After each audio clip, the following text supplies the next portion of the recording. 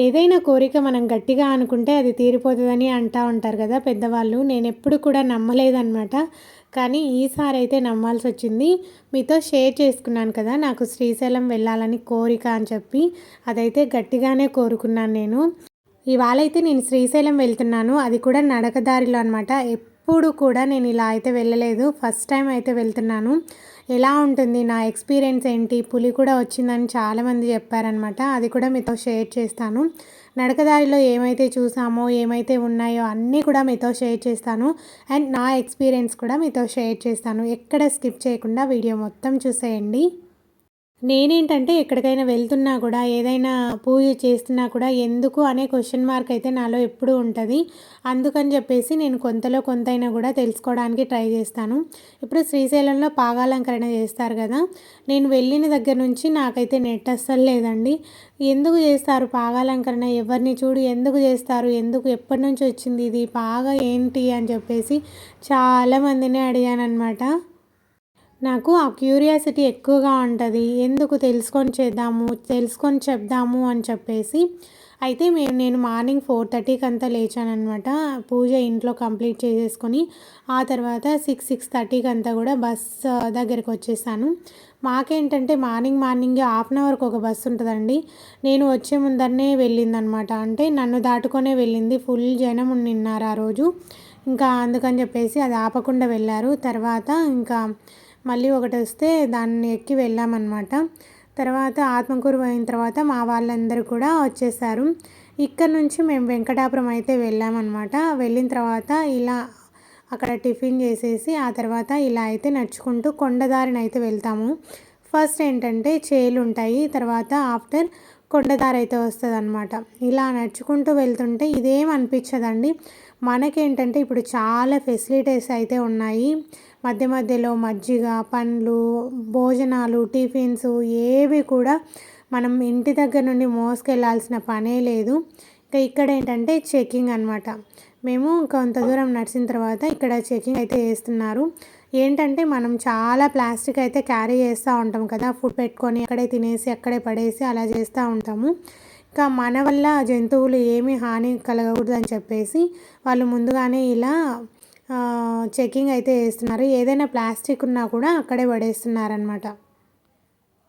అక్కడే టిఫిన్ చేసి వచ్చేసాం కదా, ఇంకా మేము తినలేదన్నమాట. ఇక్కడ భోజనాలు అలా పెడుతున్నారు. ఇదేంటంటే ఫస్ట్ వచ్చేది గోసాయికట్ట వీరాంజనేయ స్వామి అనమాట. వెంకటాపురం నుంచి 6 కిలోమీటర్లు నడిచిన తర్వాత ఇలా గోసాయికట్ట వీరాంజనేయ స్వామి అయితే వస్తారనమాట. గోసాయికట్ట వీరాంజనేయ స్వామి అని పేరు ఎలా వచ్చింది, స్థల పురాణం ఏంటి అన్నీ కూడా నేను చెప్తాను. ఎందుకంటే నేను అక్కడక్కడ మెయిన్ పార్ట్స్ మాత్రమే తీశాను. వీడియో రన్నింగ్లో అయితే అన్నీ ఎందుకు వచ్చాయి, వీటి పేర్లు ఏంటి, వీటి ప్రాముఖ్యత ఏంటి అన్నీ కూడా నేను వీడియోలో చెప్తాను. ఇలా కొంచెం ముందుకు వచ్చిన తర్వాత దర్గా అయితే ఉంటుందండి. మనం ఫస్ట్ వీరాంజనేయ స్వామిని అక్కడ మొక్కుకొని ఈ యాత్ర అనేది మాకు సజావుగా జరగాలి, ఎలాంటి ప్రమాదాలు లేకుండా అని చెప్పి ఆడ మొక్కేసి తర్వాత దర్గా దగ్గరకు వెళ్ళి దర్గా దగ్గర కూడా మన కులమతాలకు అతీతంగా కూడా మనం మొక్కేసి మళ్ళీ తర్వాత అడవి మార్గంలో అయితే లోపలికి వచ్చేస్తాము. కొండలో ఇలా చెత్తబుట్టలు అడవి బొంగులతో ఉంటుంది కదా, ఆ బొంగులతో అయితే ఇలా క్రియేట్ చేశారు. చాలా బాగుంది కదా, అది కూడా వీడియో తీశాను. ఎక్కడెక్కడ మెయిన్ పార్ట్స్ ఉంటాయో అక్కడైతే నేను వీడియో తీసానండి. చాలా దూరం నడిచాం కదా, కొంచెం రెస్ట్ తీసుకుందామని చెప్పేసి ఒక 10 మినిట్స్ అయితే ఇక్కడైతే కూర్చుండిపోయాము. నడిచే వాళ్ళు నడుస్తున్నాడు, కాళ్ళ నొప్పులు ఉన్న వాళ్ళు కొంచెం కూర్చుంటున్నారు. మేమంటే మాకు దగ్గరలోనే ఉంటుంది కాబట్టి వెంకటాపురం నుంచే వెళ్తామండి. కాకపోతే చాలామంది ఏంటంటే వాళ్ళ ఊరు నుంచి కూడా నడిచి వచ్చే వాళ్ళు ఉన్నారు. తర్వాత ఉగాది ఆ టైంలో అయితే కర్ణాటక నుండి వాళ్ళు అమ్మ పుట్టింటి వాళ్ళు అనమాట, కర్ణాటక నుండి నడిచొస్తారండి. మేమేంటంటే మాకు దగ్గరలోనే ఉంటుంది కాబట్టి మేము వెంకటాపురం నుండే నడిచొస్తామన్నమాట. ఇంకా నెక్స్ట్ వచ్చేది ఏంటంటే వీరభద్ర స్వామి అనమాట, నాగులోటి వీరభద్ర స్వామి. ఇక్కడ ఎక్కడ చూడు తర్వాత అంబులెన్స్లు ఉన్నాయి, తర్వాత మెడికల్ ట్యాబ్లెట్ మనం తెచ్చుకోకపోయినా కూడా ఎక్కడ చూడు ట్యాబ్లెట్స్ కానీ అన్నానికి కానీ ఎక్కడ కూడా కొదవే లేదండి. నీళ్ళకు కూడా ఇంత దట్టమైన కొండలో కూడా భోజనాలు అయితే అరేంజ్ చేస్తున్నారు. నాగులూటికి వచ్చిన తర్వాత ఇక్కడ కూడా భోజన సదుపాయం అయితే ఉంటుందన్నమాట. లాస్ట్ 32 ఇయర్స్ నుండి మల్లిరెడ్డి బాలశంకర్ రెడ్డి అనే అతను అనమాట, తను నాకు తాతే అవుతారు. తను ఇక్కడ 32 ఇయర్స్ నుండి భోజనాలు అయితే అరేంజ్ చేస్తున్నారండి. ఇంత దట్టమైన అడవిలో కూడా తను 32 ఇయర్స్ నుండి భోజనాలు అయితే అరేంజ్ చేస్తున్నారు. అయితే తాత ఇప్పుడు లేకపోయినా కూడా వాళ్ళ కొడుకులు ఉంటారు కదా, వాళ్ళైతే ఇక్కడ అరేంజ్ చేస్తున్నారనమాట. కొన్ని వేల లక్షల మంది ఇక్కడైతే భోజనాలు అయితే చేసిపోతున్నారండి. తినే అండి వీరభద్రస్వామి, శివునికి ప్రతిరూపమే కదా వీరభద్రస్వామి. ఒకప్పుడైతే ఇన్ని ఫెసిలిటీస్ అయితే లేవండి. మెడికల్ అని చెప్పేసి, అంబులెన్స్ అని చెప్పేసి, తర్వాత ఇక్కడ చూడు మజ్జిగ అని చెప్పి, భోజనాలు అని చెప్పి ఇవేవీ లేవన్నమాట. వెళ్ళాలి అనుకున్న వాళ్ళు ఇంట్లోనే రొట్టెలు చేసేసుకొని, తర్వాత గోంగూర పప్పు చేసుకొని, ఆలు ఫ్రై చేసుకొని, ఆ తర్వాత అన్నం చేసేసుకొని వెళ్ళేవాళ్ళు మా వాళ్ళైతే. ఎందుకంటే కొంచెం ఎక్కువ రోజులైతే నిల్వ ఉంటాయి కదా అని చెప్పేసి అలా చేసుకున్నవి 3 రోజుల పాటు అలా తినేసి వెళ్తూ ఉండేవాళ్ళు అనమాట. ఇదే అండి నాగులూటి వీరభద్రస్వామి. ఇలా కొంచెం ముందుకు వస్తే ఇక్కడ భోజన సదుపాయం ఉంటుంది. ఇక్కడే 2 కోనేర్లు ఉంటాయి. ఒకటేమో తాగునీటికి, ఒకటేమో స్నానాలకు అని చెప్పేసి. మన ఇంట్లో ఏ చిన్న ఫంక్షన్ జరిగినా కూడా ఒక 100 మెంబర్స్కి భోజనాలు పెట్టాలంటేనే బ్యాక్గ్రౌండ్ వర్క్ చాలా చేయాల్సి ఉంటుంది. అంటే అవి తెచ్చుకోవాల్సి ఉంటుంది, ఇవి తెచ్చుకోవాలి, తర్వాత వంట మనుషులను మాట్లాడుకోవాలి, ఇవన్నీ కూడా ఉంటాయి కదా. అలాంటిది ఇక్కడ వేలు లక్షల మంది భోజనాలు చేయాలంటే ఎంత బ్యాక్గ్రౌండ్ వర్క్ చేయాలో కదండి. గోసాయికట్ట వీరాంజనేయ స్వామికి ఆ పేరు ఎలా వచ్చింది అంటే, పూర్వం యోగులు, గోసాయిలు అంటే సన్యాసులండి. వీళ్ళు ఈ ప్రాంతంలో ఎక్కువగా తపస్సు చేసేవాళ్ళట. అందుకని చెప్పేసి ఈ ప్రాంతానికి గోసాయికట్ట అనే పేరు వచ్చింది. భక్తులు ఎప్పుడూ కూడా శ్రీశైలం ఇలా ఈ దారిలోనే నడిచి వెళ్తారు కాబట్టి భక్తుల రక్షణ కోసం వీరాంజనేయ స్వామిని ఇక్కడైతే ప్రతిష్ఠింపజేశారట.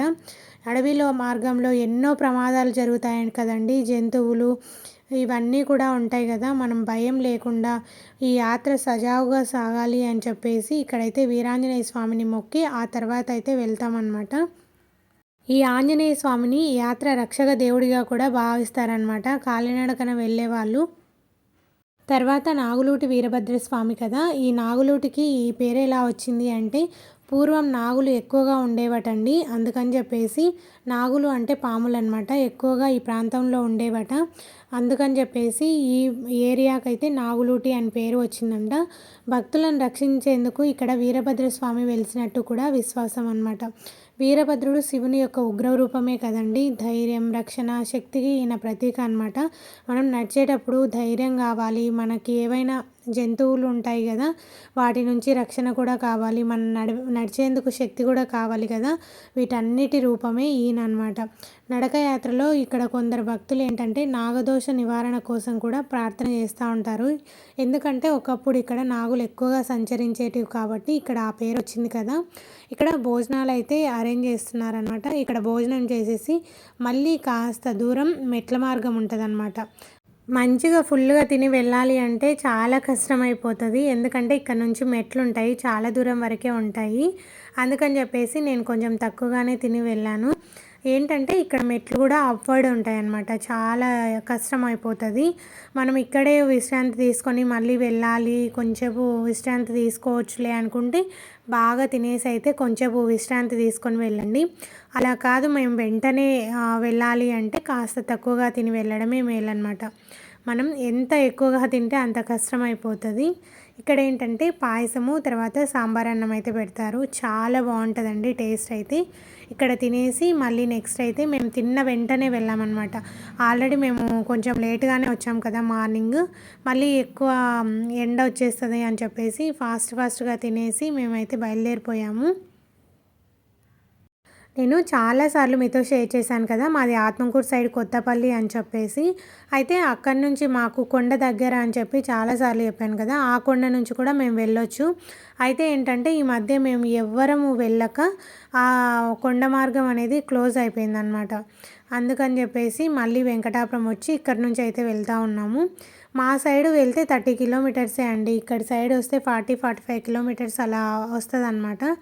మా ఊరు నుంచి అయితే డైరెక్ట్ మా ఊరు నుంచి బాగా నడచవచ్చు. ఇక్కడ ఏంటంటే మేము ఇక్కడ ఆటోకి వచ్చేసి ఇక్కడి నుంచి అయితే వెళ్ళాల్సి ఉంటుంది. మా ఊరు నుంచి అయితే మాకు 35 కిలోమీటర్స్ అలానే ఉంటుంది. ఏరియాస్ కూడా మారుతాయి అన్నమాట. సదరంపేట తర్వాత పెద్దలింగమన్న స్వామి వాళ్ళైతే తగులుతారు. ఇక్కడ వేరు అక్కడ వేరండి. చాలా దారులే ఉంటాయి శ్రీశైలం వెళ్ళడానికి. కాకపోతే అడవి మార్గం కదా, మనం ఒక సంవత్సరం పోకుంటేనే అంతా కూడా క్లోజ్ అయిపోతుంది. ఇంకా మా సైడ్ అయితే మా పెద్దవాళ్ళు అలా వెళ్ళేవాళ్ళు. ఇప్పుడు ఇంకా మేమైతే ఇక్కడ వెంకటాపురం నుంచే వెళ్తూ ఉన్నాము. ఇలా మెట్లు ఎక్కాలి అంటే కాస్త దూరం వెళ్ళిన తర్వాత బాగా బొస్సు వచ్చేసింది. ఎందుకంటే లంచ్ చేసి వెళ్తూ ఉన్నాం కదా, అందుకని చెప్పేసి అక్కడక్కడ ఆగి వెళ్తూ ఉన్నాను. ఏం పర్లేదండి, మనం నడవలేము ఇవన్నీ ఏవి ఉండవన్నమాట. ఎంత కాళ్ళ నొప్పులున్నా, ఎంత నడవలేని పరిస్థితి ఉన్నా కూడా వచ్చినా కూడా ఆ శివయ్యనే తన దగ్గరికి అయితే చేర్చుకుంటాడు. అదైతే నేను గట్టిగా నమ్ముతానండి. నేను ఇంకా చెప్పులు కూడా వాడలేదన్నమాట. ఇలా మెట్లన్నీ ఎక్కేసిన తర్వాత ఇలా గోపురం ద్వారం ఉంటుందన్నమాట. ఈ గోపురం ద్వారం నుండి బయటకు అయితే వెళ్ళొచ్చు. ఇలా వెళ్ళి ఇంకా ఇక్కడ నుంచి అయితే కొంచెం దారి బాగానే ఉంటుంది. పిల్లలు లేని వాళ్ళు ఎక్కడ చూడండి ఉయ్యాలలు ఎలా కట్టారో. ఇక్కడ కట్టకున్న కొరికెల కొండ అనేది ఉంటుందండి, అక్కడైతే కట్టడం చాలా మంచిదన్నమాట. నాగులుటి తర్వాత మెట్ల మార్గం వస్తుందండి. మెట్ల మార్గం దాటిన తర్వాత దామెర్లకుంట వస్తుంది. ఇలా 2 కిలోమీటర్లు పోయిన తర్వాత పెచ్చెరువు వస్తుంది అన్నమాట. ఇక్కడ దారిలో వెళ్తూ ఉంటే ఈ ఆంటీ ఎంత చక్కగా పాట పాడారో అండి. నేను ఈ వీడియో అలానే పెడతాను చూడండి. శివుడు లోకంబులేలగలడు, నాలో నగల శివుడు నీలో నగల శివుడు లోకంబులేలగలడు, ఓరిది శోకంబు పాపగలడు. దారిలో చాలా వరకు పుచ్చకాయలు ఇవన్నీ కూడా పెడతారండి. 10 రూపీస్ అలా ఉంటాయన్నమాట పీస్. మేమేంటంటే కొంచెం పండగ దగ్గరికి వచ్చిన తర్వాత నడిచి వెళ్ళాం కదా, కొంతమంది ఆల్రెడీ తీసేశారు. అయితే ఇక్కడ ఉన్నాయి అని చెప్పేసి తిందాం అనుకునేసరికి మా వాళ్ళు ఇంకా ముందర బోలెడన్ని ఉంటాయి అని చెప్పారనమాట. అందుకని చెప్పి ఇక్కడ తినకుండా వెళ్ళాము. ఎక్కడా లేవండి అసలు. పుచ్చకాయ అనుకుంటూనే వెళ్ళాము, ఎక్కడుంది అని చెప్పేసి. ఈ ఎండకు అదొక్కటే కదా మనకు ఆ నీళ్ళ ఇబ్బంది లేకుండా చూసేది. చాలా వరకు ఏంటంటే అక్కడక్కడ నీళ్ళున్నా ఏమున్నా కూడా పుచ్చకాయ ఇలాగా తింటే మనకు కడుపులో చల్లగా ఉంటుంది కదా అని చెప్పేసి పుచ్చకాయ కోసం ఎంత చూసామో ఎక్కడా లేదు. లాస్ట్కు కైలాస ద్వారం వెళ్ళిన తర్వాత అక్కడైతే తిన్నాము. ఇక్కడ పెచ్చెరువు కంటే ముందరనే ఇస్కాన్ వాళ్ళు ఇక్కడ భోజనాలు అయితే అరేంజ్ చేశారు. మేమేంటంటే పెచ్చెరువు పోయిన తర్వాత అక్కడ తిందాంలే, ఇంకా టైం కాలేదు కదా అని చెప్పేసి ఇక్కడ కాసేపు అయితే ఆగాము. మా వాళ్ళు అయితే కాస్త వెనకబడ్డారు అని చెప్పి. ఎలాంటి డౌట్ అవసరం లేదండి. మనకి అంబులెన్స్లు ఉన్నాయి, తర్వాత ఏవైనా మెడికల్ ఇబ్బందులు ఉంటాయి కదా, కాళ్ళ నొప్పులు, తర్వాత చాలామందికి ఏంటంటే బొబ్బలు పోతూ ఉంటాయి. వాటికి ఏ దానికి కూడా ఇబ్బంది లేదు. వాటర్ ఫెసిలిటీస్ అలానే ఉన్నాయి, భోజనాలు అలానే ఉన్నాయి, టిఫిన్స్ ఏ దానికి ఇబ్బంది పడకుండా మనకు అడుగడుగున వాళ్ళు ఎంత ఇబ్బంది పడుతూ ఇక్కడికి తెచ్చారో ఏమో కానీ మనకు మాత్రం ఎలాంటి కష్టం లేకుండా ఇక్కడ భోజన సదుపాయాలు అయితే చేశారు. మన వంతు మన బాధ్యత కూడా నిర్వర్తించాలి కదండి. ఇలాంటి అడవి మార్గంలో భోజనాలు పెట్టేటప్పుడు దయచేసి అన్నాన్ని కానీ నీళ్ళని కానీ వేస్ట్ అస్సలు చేయకండి. ఎందుకంటే మనం మిగిల్చే ఆ ముద్దనే వేరే వాళ్ళకు కడుపు నిండుతుంది. అది ఒక్కటి మన మైండ్లో పెట్టేసుకొని మనకు ఎంత అయితే అవసరమో అంత పెట్టించుకొని తినడమే చాలా మంచిదన్నమాట. వేస్ట్ అయితే అస్సలు చేయకూడదు. చాలామంది తెలియక వేస్ట్ అయితే చేశారండి, అక్కడక్కడ భోజనం అయితే పడేశారనమాట. అలా అస్సలు పడేయకండి. మేము ఇంకా కొంచెం ముందుకు వెళ్ళిన తర్వాత ఈవినింగ్ టైం అయితే అయ్యింది కదా, ఏదైనా స్నాక్స్ తిని కాఫీ తాగితే బాగుంటుంది కదా అని చెప్పేసి ఇక్కడైతే ఆగాము. చాలా బాగా బజ్జీలు అయితే వేస్తున్నారు, అది కూడా కట్టెల పొయ్యి మీద అని చెప్పి కొంచెం కూర్చొని అక్కడే బజ్జీలు తినేసి ఆ తర్వాత కాఫీ తాగేసి పెచ్చెరువుకి అయితే వచ్చేసాము. 6 కంటే ముందే వచ్చేసామండి. ఇప్పుడే లైట్లు అయితే వేస్తున్నారు. ఇంకా మేమేంటంటే భీమునికొలంలో అంతా గలీజ్ ఎక్కువగా చేసింటారని చెప్పేసి ఇక్కడే పడుకొని తెల్లారిన తర్వాత తెల్లారక ముందైనా వెళ్ళొచ్చు కదా అని చెప్పేసి ఇక్కడైతే పడుకుందాం అనుకున్నాము. భీమునికొలను వెళ్ళిన తర్వాత అక్కడ పట్టలు ఇవన్నీ ఏం అవైలబుల్గా ఉండవండి. మనం తీసుకొని వెళ్ళినవే వాటినే పరుచుకొని పనుకోవాల్సి వస్తుంది. ఈ పెచ్చెరువు అనేది ఒక ఊరండి, గ్రామము. అయితే ఇక్కడ చాలా ఒక మంచి విషయం ఏంటంటే ఇక్కడ దేవుణ్ణి బ్రహ్మోత్సవాలు చేస్తారంట అండి. 11 రోజులు చేస్తారంట. మేము వచ్చే టయానికి దేవుడు అయితే మాకు ఎదురొచ్చారు. ఈ ఎంత బాగా డ్యాన్స్ చేస్తున్నారో, దేవుడిని పల్లకిలో ఊరేగిస్తున్నారనమాట. నేను చూపించాను కదా, ఒక చిన్న అరుగు ఉంటుంది, అక్కడికైతే తీసుకెళ్తారు దేవుణ్ణి. చాలా బాగా డ్యాన్స్ చేస్తారు వీళ్ళైతే. ఇలా నడుస్తున్నప్పుడల్లా అనిపించింది నాకు, మరో ప్రపంచానికి ఏమైనా వచ్చామా అని చెప్పేసి. ఎక్కడ ఫోన్స్ లేవు, లైట్లు లేవు, తర్వాత ఎలాంటి పొల్యూషన్ లేదు. చాలా బాగా అనిపించింది. ఎవరో ఇక్కడ చాలా బాగా డ్యాన్స్ చేశారండి. దారి పొడవుతా డ్యాన్స్ వేసుకుంటా ఇలా పల్లకిని ఊరేగిస్తూ వస్తారనమాట. మనం కూడా అబ్బాయిలు ఉంటారు కదా, వాళ్ళు పల్లకి కూడా మోయొచ్చండి. కొంచెం ఒక భుజం అలా పెట్టేసి మోస్తే మంచిది అని చెప్పేసి మా వాళ్ళు కూడా మోసారనమాట ఇక్కడ. పెచ్చెరువులో ఏంటంటే భోజనాలు చాలా బాగా పెడుతున్నారు. ఒక 2 చోట్ల అలా పెడుతున్నారు. మెడికల్ ఇవన్నీ కూడా చాలా ఎక్కువగానే ఉన్నాయన్నమాట ఇక్కడ. అంబులెన్స్, మెడికల్ ఇవన్నీ కూడా. మేము దారి వెంట తినుకుంటానే వచ్చామన్నమాట. బొరుగులు ఇవన్నీ కూడా. అందుకని చెప్పేసి పెచ్చెరువులు అయితే ఏమీ తినలేదు. నైట్ మాత్రం పెరుగన్నం అయితే తిని పడుకుండిపోయాము. మార్నింగ్ 4 కంతా లేచి మళ్ళీ ఎండ పెడితే మనం భీమునికొలంలో పైకి వెళ్ళలేము అని చెప్పేసి కొంచెం ఎర్లీగానే స్టార్ట్ అయ్యాము. 4 కంతాకి మేము 2కు అలానే వెళ్దాము అనుకున్నాం, కానీ ఆ చలికి అలా వెళ్ళలేకపోయాము. 4 కంతకు లేచి వచ్చేసామన్నమాట. కొంచెం ఇలా 5:30, 6 అవుతుంటే ఇక్కడ కోరికెలకొండ దగ్గరికి అయితే వచ్చేసాము. ఇక్కడ చాలామంది ఇల్లులు, పిల్లలు లేని వాళ్ళు ఈ కోరికెలకొండలో ఏది కోరుకున్నా కూడా నెరవేరుతుందని చాలామంది భావిస్తారండి. కొన్ని కోట్ల మంది కట్టింటారేమో అండి ఇక్కడ ఉయ్యాలలు, తర్వాత ఇల్లులు అలా అన్నమాట. ఈ కోరికెలకొండ దాటిన తర్వాత అడుగడుగునా కూడా టిఫిన్స్ అయితే ఉంటాయండి. మనకు దోశ కావాలన్నా, పూరి, ఉగ్గాని బజ్జీ ఇవన్నీ కూడా ఉంటాయన్నమాట. ఇవన్నీ కూడా మా ఏరియా వాళ్ళే, అదే గోలకుంట్ల ఏరియా వాళ్ళే పెడతారనమాట. ఇంకా మేము 9కి 8కి అలా తిన్నామన్నమాట. మా చిన్నప్పటి నుంచి మా వాళ్ళు ఎప్పుడు కూడా శ్రీశైలం నడిచేవాళ్ళు. అయితే ఎప్పుడు చిన్నప్పటి నుంచి నా కోరిక అనమాట, శ్రీశైలం నడవాలి నడవాలి అని చెప్పి. ఎప్పుడు వెళ్దామన్నా కూడా నువ్వు నడవలేవు, మీరు నడవలేరు అని చెప్పేవాళ్ళు అనమాట. ఫైనల్గా ఇప్పుడు మా వారిని రిక్వెస్ట్ చేసి నేను నడుస్తాను, ఎంత నొప్పి ఉన్నా నేను నడుస్తానని చెప్పేసి వచ్చేసాను.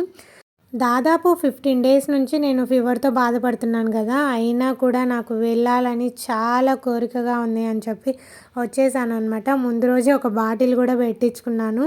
అదైతే మా వారికి తెలీదు. బాటిల్ పెట్టించుకొని మరీ నడిచానమాట. భీమునికొలను చేరే ముందే సీతమ్మ బావి అని వస్తుంది. అరణ్యవాస సమయంలో సీతమ్మ ఈ బావి నీళ్ళు అయితే యూజ్ చేసుకున్నారని ప్రతీతి అనమాట. ఇంకా భీమునికొలను చేరే ముందు చెప్పులు ఉంటాయండి. అసలు ఎన్ని లక్షల చెప్పులు ఉంటాయో ఇక్కడ వదిలేసి ఆ తర్వాత అయితే కొండెక్కుతారనమాట. ఎందుకంటే కొంచెం జారినా కూడా కిందికి వచ్చి పడేంత ప్రమాదం ఉంటుంది. నాకేం అంత ఇబ్బంది అనిపించలేదు, కానీ చాలామందిని అడిగితే ఇక్కడే చాలా కష్టం, ఇక్కడే చాలా కష్టం అని చెప్పారు. ఇక్కడ చూస్తున్నాం కదా, ఇక్కడ చీమల్లా కనిపిస్తున్నారు. కొందరు అటు వెళ్తున్నారు, కొందరు ఇటు వెళ్తున్నారు. అలా మనం కూడా వాళ్ళకు చీమల్లాగే కనిపిస్తాము.